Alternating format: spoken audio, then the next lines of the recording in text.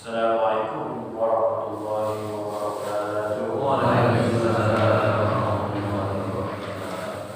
Innal hamdalillah nasta'inuhu wa nastaghfiruhu wa nu'minu bihi wa natawakkanu 'alaihi wa na'udzu billahi min shururi anfusina wa min sayyi'ati a'malina may yahdihillahu fala mudilla lahu wa may yudlil fala hadiya lahu. Asyhadu an la ilaha illallah wahdahu la syarika lahu وأشهد أن محمدا عبده ورسوله لا نبي بعده. اللهم صل وسلم على سيدنا ومولانا وشفينا محمد وعلى آله وأصحابه والذين اتبعوا بإحسان إلى يوم القيامة. أما بعد، قال الله تعالى في القرآن الكريم: والذين جاهدوا فينا لنهدينهم سبلنا وإن الله لمع المحسنين. وقال النبي صلى الله عليه وسلم: من يرد الله به خيرا يفقهه في الدين وإنما أنا قاسم والله يؤتي كما قال رسول الله صلى الله عليه وسلم. Gimana kabarnya Bapak-bapak, sehat semuanya?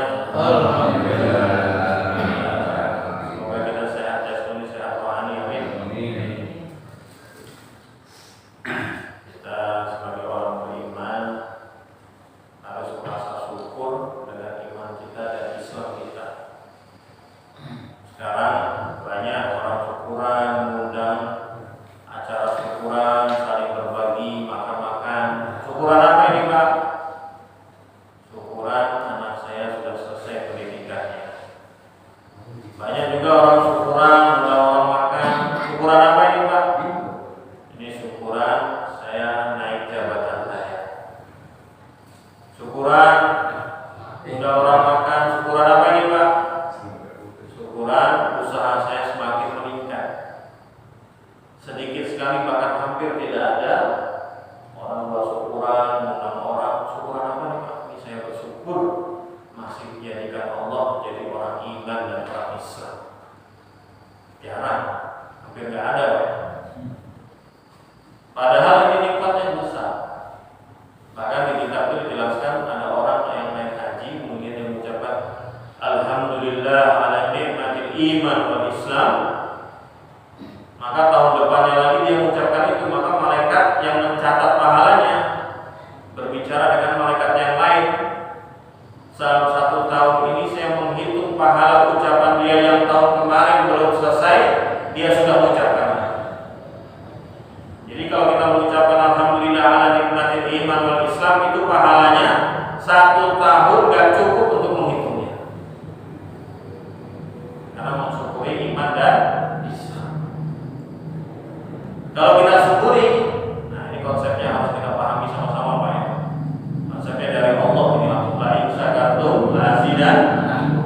Kalau disyukuri pasti ditambah sama Allah. Apapun itu. Kadang-kadang kita punya rezeki, punya sesuatu di rumah, apapun itu sebenarnya konsepnya itu kita syukuri. Syukuri yang ada, maka Allah Subhanahu wa Ta'ala akan datangkan yang tidak ada. Tapi kebiasaannya diri kita ini mencari yang nggak ada, nggak mensyukuri yang ada. Yang udah jelas-jelas ada, kita malah nggak syukuri. Tapi mencari yang nggak ada. Kalau pengen yang nggak ada itu datang, kita harus mensyukuri yang ada. Memang dari Allah begitulah, insyakartum la azidannakum.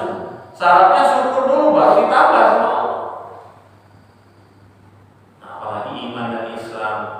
Karena iman dan Islam ini kita mau bawa sampai kita mati dalam keadaan husnul Iman dan Islam ini kita mau bawa sampai mati, nggak bisa sekarang aja, nggak bisa, harus istiqomah. Dalam keadaan iman, dalam keadaan Islam harus istiqomah, dan ini anugerah yang besar. Alhamdulillah, bulan Ramadan sudah lewat, pahalanya berlipat ganda, sholat taraweh, kadang-kadang kita lupa sekarang sholat witir. Sholat witir itu bukan Ramadan doang, Pak. Sholat witir itu sunahnya setiap hari. Karena kita Ramadan doang kenal witir tuh. Itu pun karena taraweh di masjid, ya. Padahal sholat witir itu sebenarnya tiap hari. Bahkan di mazhab Imam Hanafi, sholat witir itu hukumnya wajib. Kalau mazhab kita Imam Syafi'i hukumnya sunnah muakkad. Kenapa? Karena sholat witir ini sholat sunnah yang tidak pernah ditinggalkan oleh baginda Nabi Muhammad. Nggak pernah ditinggalkan ini sholat. Nah kita kan kadang-kadang ya coba aja introspeksi diri kita masing-masing. Witir nggak kita tadi malam? Dimulai nanti malam tetap witir. Jadi jangan bukan Ramadan aja.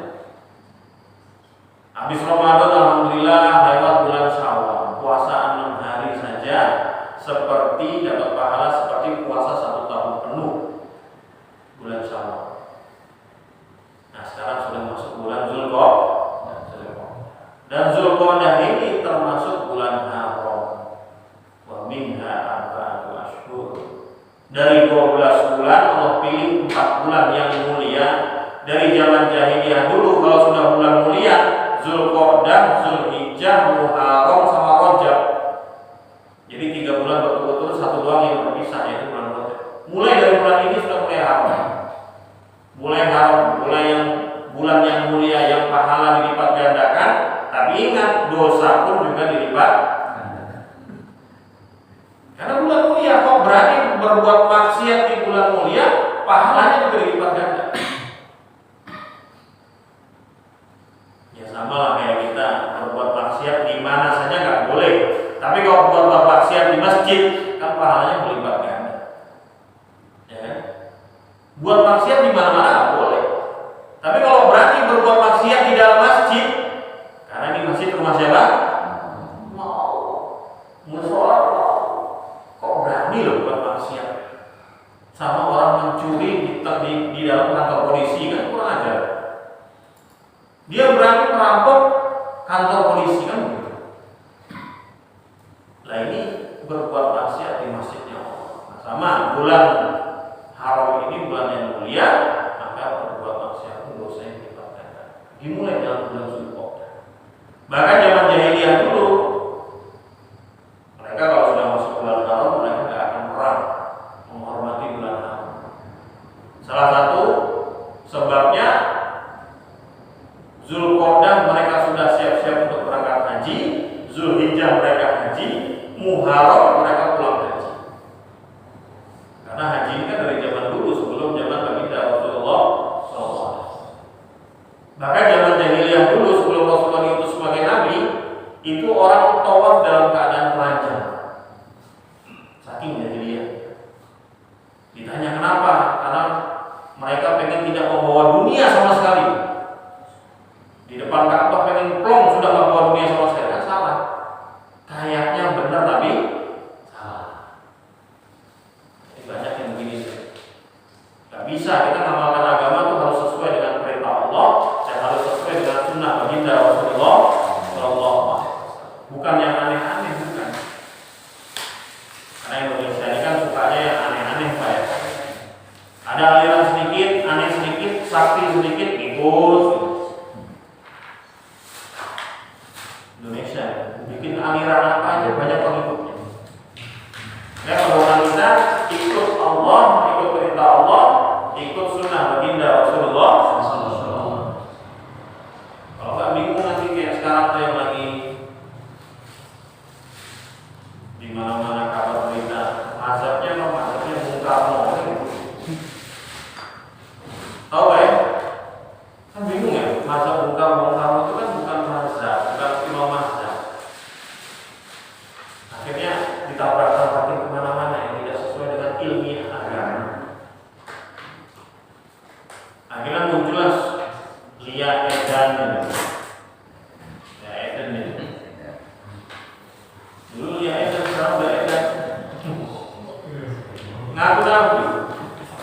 tapi pengikutnya tetap banyak.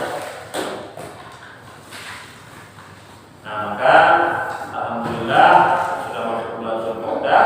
Selain kita meningkatkan amal di bulan Zulqa'dah, kita juga persiapan sudah berangkat haji.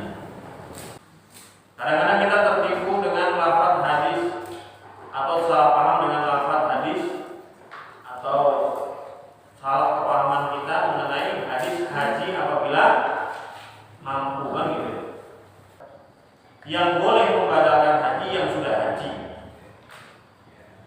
Sekarang udah kita banyak teman-teman kita di Arab sana, teman-teman santri di sana tinggal kirim uang ke sana, mereka yang jalankan haji untuk badal haji. Nah ini penting. Nah kemudian kita gimana? Ini haji nggak berangkat. Terus apalagi kita apa yang nggak berangkat haji? Kurban. Kadang-kadang kalau sudah mulai kurban banyak pertanyaan, Ustaz, mana afdol akikoh dengan kurban, Ustaz? Kalau ada uangnya sekarang, mau akikoh sekarang akikoh. Nanti waktu masuk kurban, sunahnya tetap kurban 1 tahun sekali. Ini akikoh seumur hidup sekali kok dimepet-mepetin sama kurban. Tetap kalau sudah kurban, sunahnya kurban dulu. Qala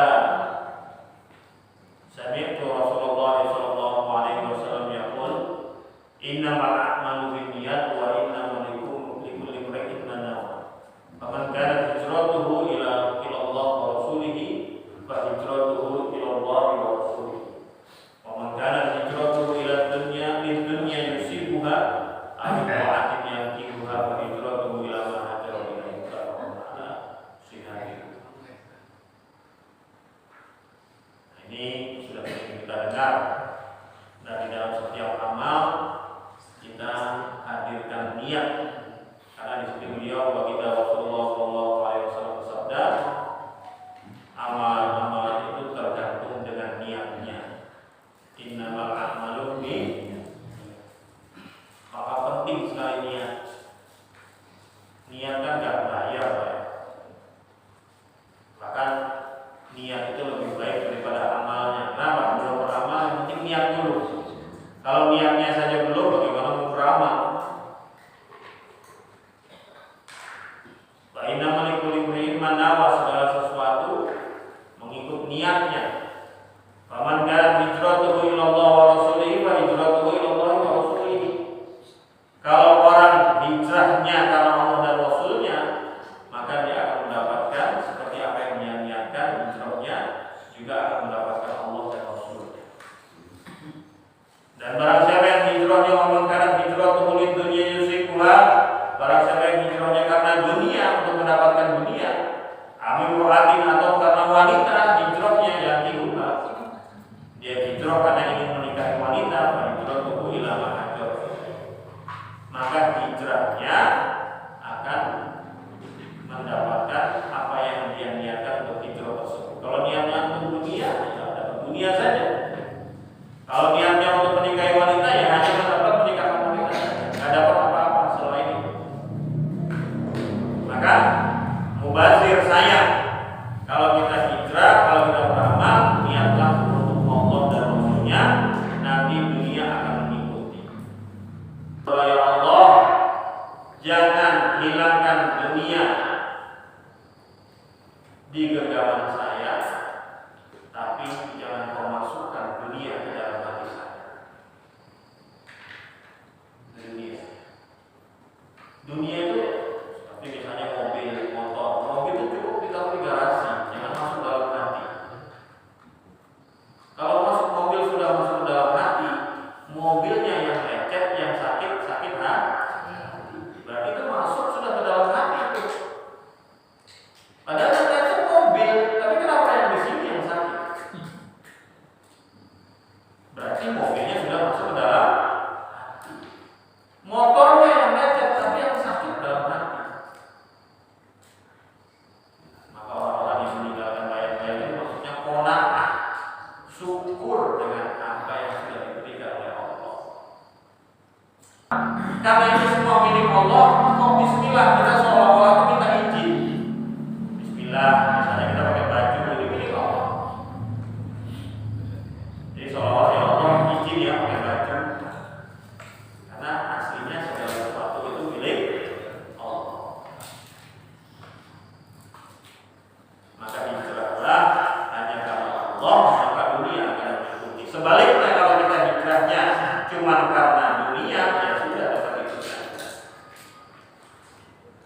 termasuk diri kita nih.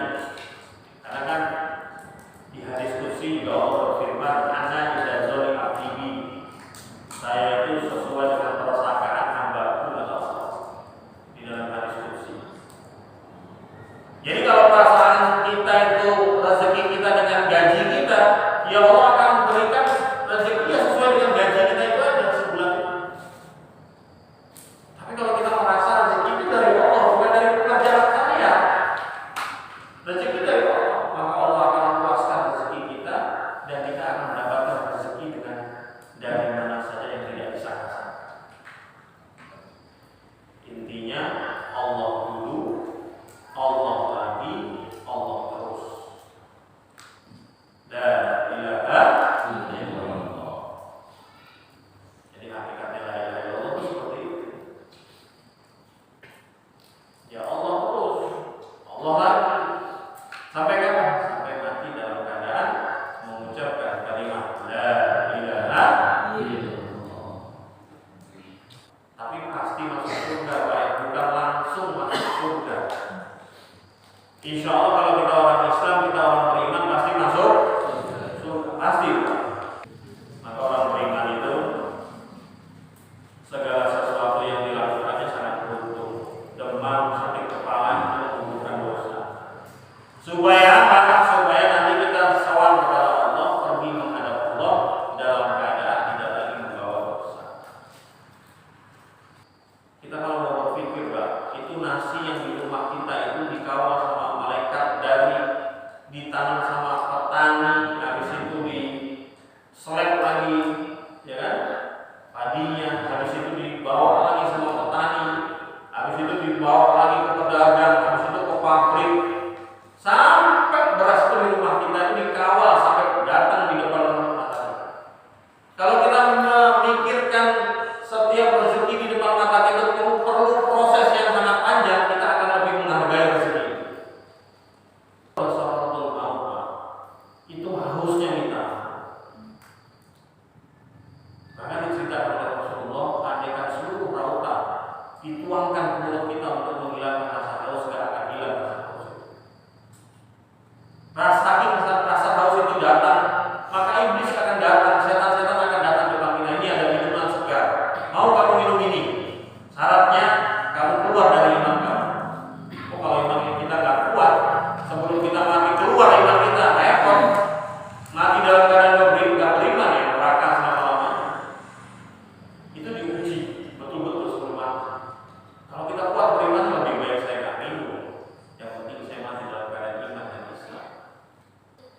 Ada istilah orang fasik, Pak ya. Ya sering yang dengar orang fasik. Orang fasik itu apa? Orang yang banyak maksiatnya ketimbang taatnya, itu apa sih? Lebih banyak maksiatnya daripada taat. Itu orang fasik. Mudah-mudahan kita jauhkan dari sifat itu. Amin. Kalau selama hidup ini kita selalu berbuat baik, bicara yang baik-baik, selalu husnuzon. Husnuzon itu artinya apa? Sangka baik. Hidup kita selalu sangka baik, sangka baik, sangka baik, sangka baik. Insya Allah nanti husnul khotimah. Amin. Kalau selalu husnuzon, insya Allah husnul khotimah. Tapi kalau yang diomongin sering-sering buruk, yang suka diomongin perkara yang buruk, yang didengar perkara yang buruk, bersangka juga bersangka yang buruk, ini namanya suuzon. Kalau orang sering suuzon, bersangka buruk terus, ini yang ditakutkan nanti matinya dalam keadaan suul khotimah. Alhamdulillah. Kalau ada orang punya keburukan 99 satu kebaikan, lihatlah satu kebaikan itu saja. 99-nya jangan dilihat.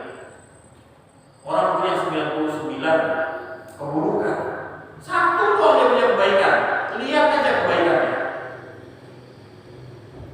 Tapi kalau untuk diri saya, untuk diri kita, kok punya 99 kebaikan, punya satu keburukan, lihatlah keburukan itu saja, jangan lihat kebaikannya. Paham ya? Kalau untuk diri kita dibalik, 99 kebaikan punya di diri kita, ada satu keburukan yang dilihat keburukannya saja. 99-nya ikhlas karena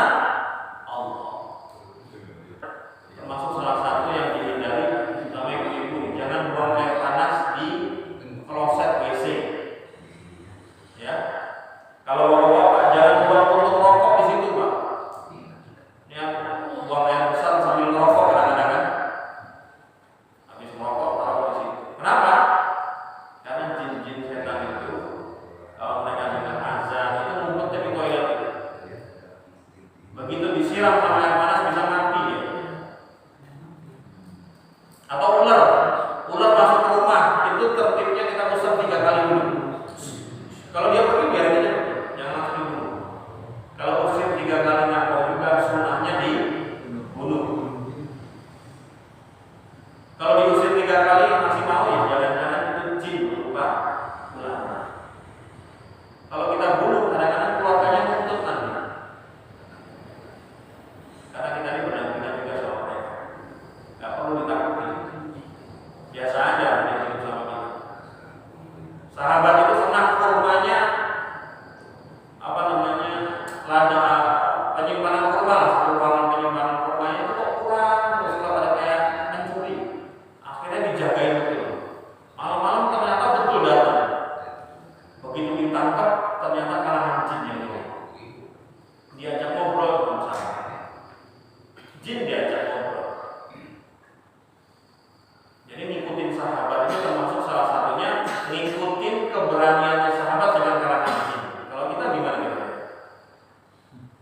Bisa ngobrol-ngobrol ya biasa, karena frekuensi dia, dimensi dia sama kita beda. Kalau kita agak tinggi itu biasa, karena memang bukan dimensi kita.